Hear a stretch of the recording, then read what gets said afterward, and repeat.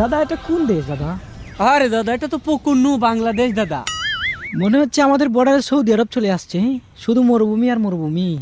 বাংলাদেশ সবগুলো নদীতে বাদ দিয়ে একদম মরুভূমি করে দিয়েছি। সালারা আমাদের সাথে লাগতে আসে, এত করে বুঝালাম যে পেঁয়াজগুলো আমাদের কাছ থেকে এনে, রসুনগুলো আমাদের কাছ থেকে আমদানি করে। সালারা কোনো কিছু আমাদের কাছ থেকে আমদানি করে না, পাকিস্তান থেকে আমদানি করে, সালারা চায়না থেকে আমদানি করে। সালারা এবার বুঝ কেমন লাগে টেলা।